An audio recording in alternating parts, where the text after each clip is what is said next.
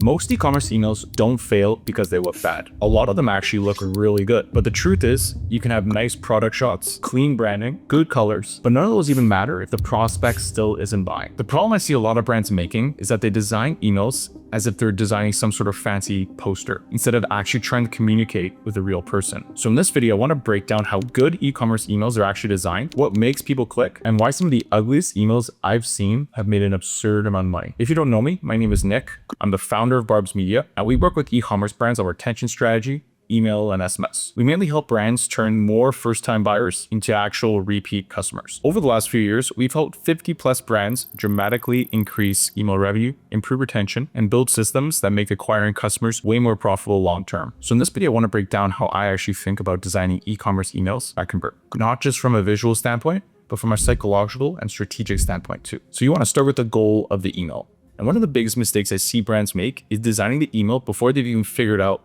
what the email is trying to accomplish. Every email has a completely different context behind it. An abandoned cart email is speaking to somebody differently than a product launch email is, for example. A win-back email carries a significantly different energy than a post-purchase email. So even the pace of the design should change depending on what you're asking the customer to do. And a lot of brands skip over this and go straight into making the email look good. But good design without direction usually just turns into decoration. So before anything else, you need clarity on the actual role of the email, because that decision affects everything after it. The layout, the copy, the amount of products you show, the imagery, the CTA, even how much friction you intentionally leave in or remove. Now, the most important part of the email is the CTA. One thing I see very often is brands trying to cram way too many CTAs into one email. Just so we're on the same page here, CTA simply means call to action. It's the action you want the customer to take after opening the email. Usually it involves clicking the email to view a collection, shopping a product, etc. The problem is that a lot of brands are trying to push way too many actions all at once. For example, some emails have 5 different products with 3 separate offers, including a wall of text, buttons everywhere, and half the time you don't even know what you're supposed to look at first. And so when everything is fighting for attention,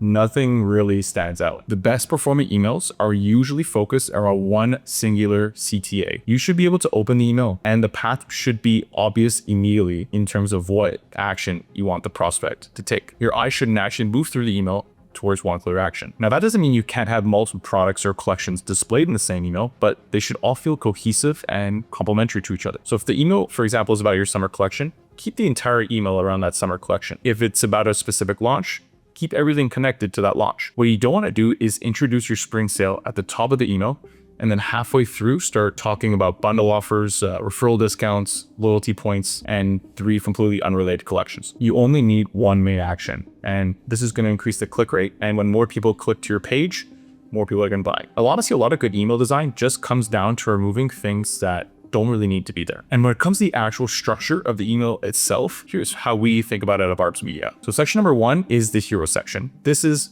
the section that appears above the fold. It's the part of the email that people see before they even start scrolling. It's the most important part of the email. So here you want a clear headline, strong hero image, and one obvious call to action. Somebody should be able to open the email and immediately understand what the email is about and what action they're supposed to take. Second section is the body section. This is the meat and potatoes of the email. This is where you support the call to action with more context, benefits, details, product info, and anything else that really helps move somebody closer towards taking action. The third section is the product feature section. This is where you feature the actual products tied to the call to action itself. So if the email is about your summer collection, this is a good place to show products from that collection.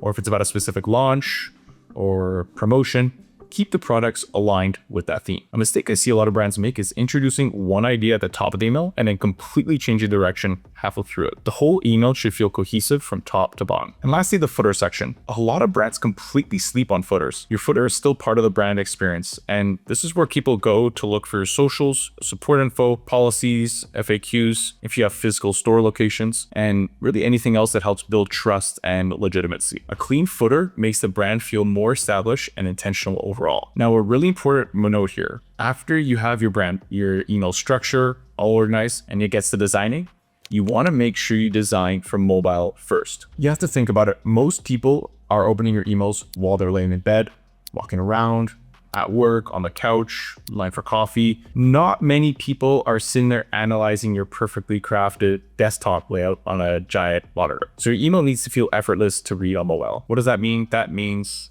big readable headlines, clear call to action buttons, short paragraphs, strong image cropping, simple sections, and clean spacing. That first screen on mobile matters a lot more than people think. Before somebody even scrolls, they should already understand the vibe of the email, what's being promoted, and what action they could take. People also massively underestimate how important the messaging is inside of the design itself. Good design cannot save weak messaging. You can have the cleanest layout in the world, but if the headline is boring, the offer is unclear, or the copy says absolutely nothing, the email is still going to underperform. So your headline should create curiosity, desire, and instantly communicate value. Your subheader should add clarity and reinforce the benefit, and your call to action should actually match the action you want somebody to take. Afterwards, your product copy should be specific enough that people immediately understand why the product matters. Now, the visuals matter as well, but they should support the message instead of trying to carry the entire email themselves. I see a lot of brands use vague lines like "your new favorite is here" without actually showing anything compelling enough to support that statement. You can't expect people to magically connect the dots in 2 seconds while scrolling through their inbox half asleep. At the end of the day, good email design is really just clear communication. The brands that usually perform the best are not necessarily brands making the fanciest emails. They're usually the brands communicating the clearest. The customer understands the offer, the products feel cohesive,